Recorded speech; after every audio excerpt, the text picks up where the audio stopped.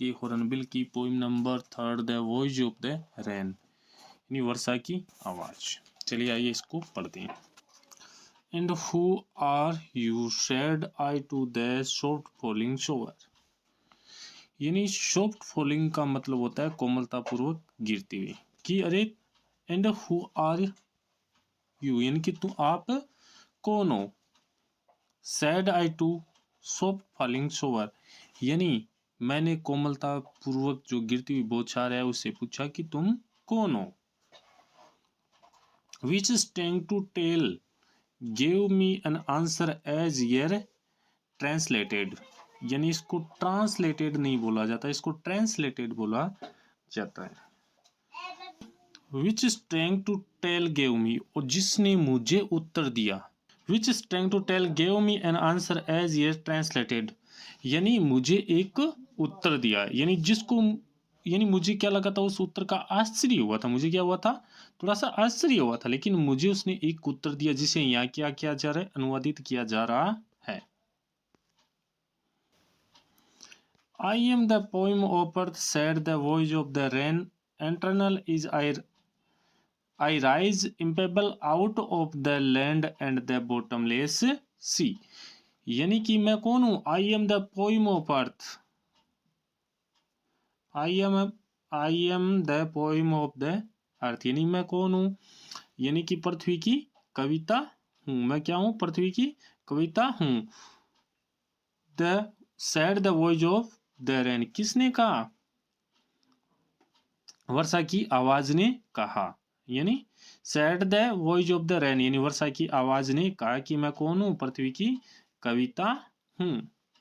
एंटरनल I rise impalpable out of the land, यानी कि अनंत काल से, यानी निरंतर, यानी लगातार। Out of the land and the bottomless sea, कि मैं जमीन या समुद्र से क्या लेती हूँ? जन्म लेती हूँ। और क्या?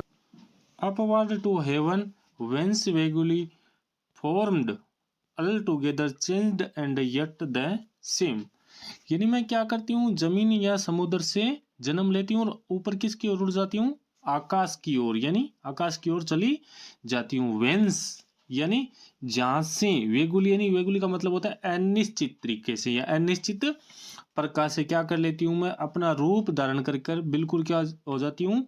चेंज्ड हो जाती हूँ, नहीं बिल्कुल परिवर्तित हो जाती हूँ। एंड द सेम, यानी किंतु फिर भी जो तत्व के रूप में मैं वैसी की वैसी बनी रहती हूँ।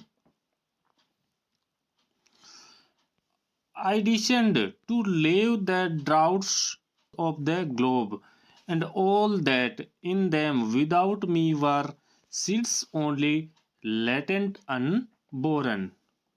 डिसेंट का मतलब होता है नीचे गिरना, और ड्राउट का मतलब होता है सूखा या अकाल, और लैव है इसका अर्थ होता है धोना या स्नान कराना, और एटमीज का अर्थ होता है सूक्ष्म कण, और ग्लोब का मतलब होता है धरती। लेटेंट का मतलब होता है अप्रकट होना। क्या होता है? अप्रकट होना। I descend to lave the droughts, यानी सूखे स्थानों पर मैं कैसे सूक्ष्म कणों से क्या करती हूं? सूक्ष्म atomies. I descend to lave the drought atomies dust layer of the globe, यानी मैं क्या करती हूँ? सूखे स्थान है, यानी वहां पर जो छोटे छोटे सूक्ष्म कण है, या जमीन की जो धूल की यानी परत है, सतह है, यानी उन सब को मैं क्या करती हूँ? यानी ये सब क्या है? मेरे बिना कुछ नहीं है।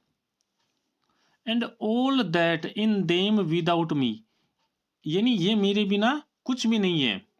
सीड्स ओनली लेटेंट अनबोरन, यानी ये जो बीज है ये मेरे बगैर कुछ नहीं, केवल बीज ही है, लेकिन ये निष्क्रिय होकर अप्रकट अजन्मे को मैं क्या कराती हूँ? स्नान कराती हूँ। मैं इनको मैं क्या कराती हूँ?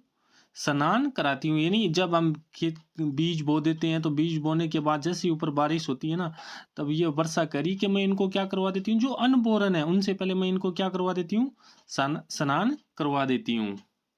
For your by day and night I give back life to my own origin, Jin.